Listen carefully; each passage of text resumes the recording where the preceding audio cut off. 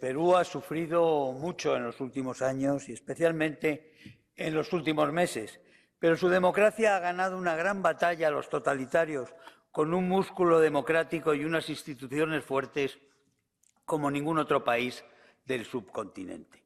Su presidente comunista Pedro Castillo, elegido en dudosas elecciones, se lanzó a un golpe de Estado en diciembre pasado. Quería acelerar el camino hacia un régimen narcocomunista bajo el Foro de Sao Paulo y el Grupo de Puebla, la alianza del movimiento comunista y el narcotráfico, como los regímenes de Venezuela, Nicaragua y Cuba, que lo alimentaban, y los que se están gestando en Colombia, en Chile, en Argentina y en Brasil. Pero las instituciones del Perú reaccionaron y pararon el golpe. Hermanas y hermanos del Perú, que lucháis por la democracia, nuestra solidaridad desde el Parlamento Europeo. Estamos muy preocupados por la situación de los derechos humanos en Perú, a la luz de los informes sobre represión violenta, homicidios y detenciones de carácter arbitrario, tortura y desaparición de manifestantes, ataques a los derechos de la población indígena aymara y quechua, históricamente excluida, como ha dicho el señor Borrell, y el acoso a periodistas y defensores de derechos humanos. Una crisis a raíz de la detención del presidente Castillo por su intención de disolver el Congreso desató una represión descontrolada por parte del Gobierno con un precio inaceptable en vidas humanas.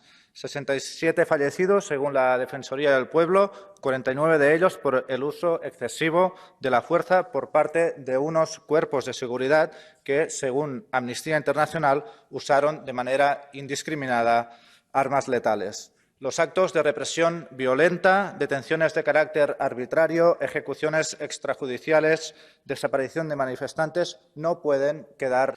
Han hecho falta 133 días y más de 70 muertes para que este Parlamento aborde la grave crisis política y humana que vive el Perú. Meses de movilizaciones masivas, huelgas, protestas, manifestaciones populares, pidiendo elecciones a un gobierno ilegítimo, sin apoyo popular y atrincherado en el poder.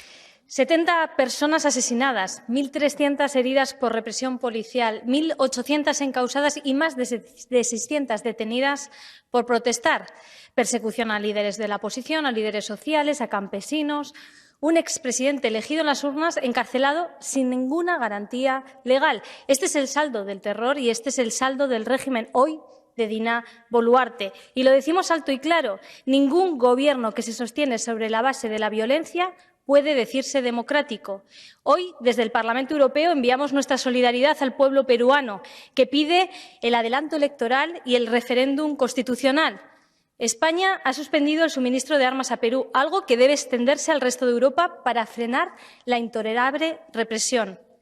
¿Quieren profundizar las relaciones con América Latina?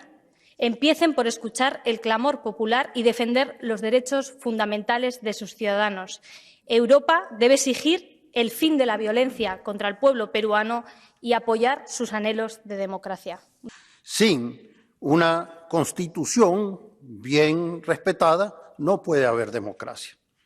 En el Perú, durante este proceso al que nos estamos refiriendo hoy, el respeto a la misma ha sido permanente. Por el contrario, el expresidente Castillo maniobró para intentar vulnerarla y su intento para revertirla, el tema constitucional. Y es curioso que aquellos que apoyaron esta violación sean los que hoy encabezan las manifestaciones salvajes que han hecho que este país se hunda en una espiral de violencia. Condenamos profundamente esta lacra y hago un llamamiento para que las fuerzas públicas actúen de manera proporcional y respeten los derechos ciudadanos. Reclamo a sus autoridades judiciales que trabajen para compensar de manera justa a todas las víctimas. Nuestra obligación es la de mostrar nuestro total apoyo y respaldo al proceso constitucional que acontece en el Perú, que debe culminar en un evento electoral. Iniciamos un diálogo directo con las autoridades y con varias declaraciones públicas expresamos nuestro apoyo al diálogo entre todas las fuerzas políticas, las comunidades afectadas, como una condición sine qua non para conseguir aliviar las tensiones políticas y responder a las necesidades y aspiraciones de los ciudadanos peruanos.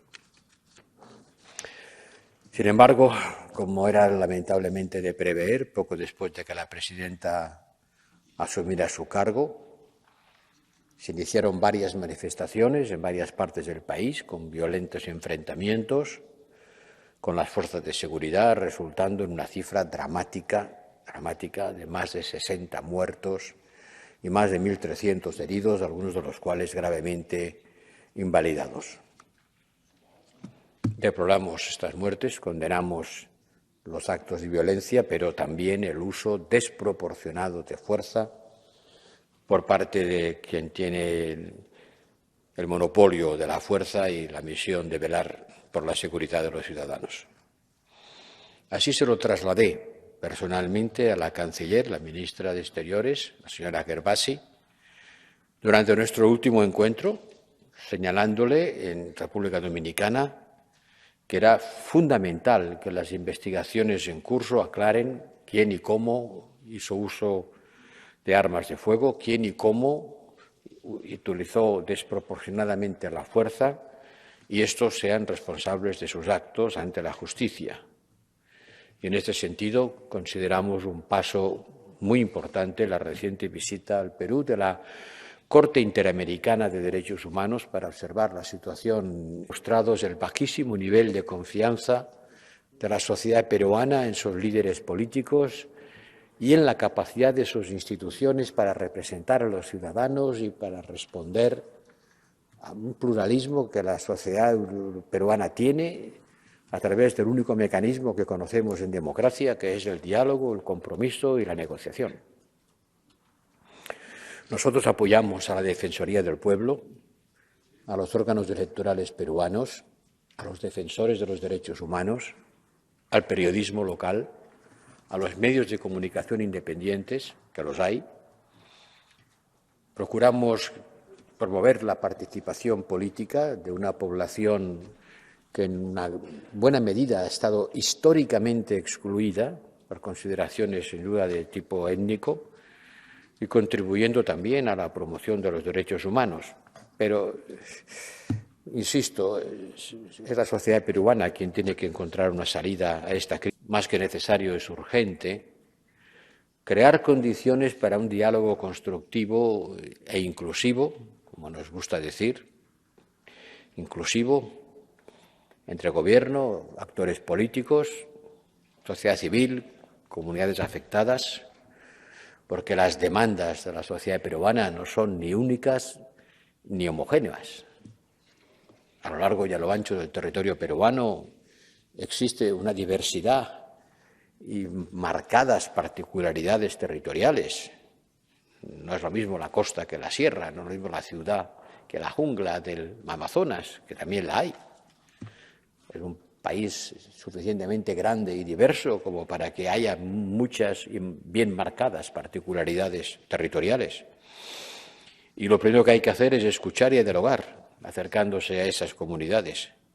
Y nosotros estamos plenamente comprometidos a apoyar los esfuerzos en este sentido. Y no quisiera que mis palabras fueran palabras huecas y fáciles de pronunciar aquí en Estrasburgo, sino que representasen un compromiso genuino, conociendo la dificultad que tiene que esa inestabilidad política en Perú no es de hoy, ni de ayer, ni de antes de ayer, porque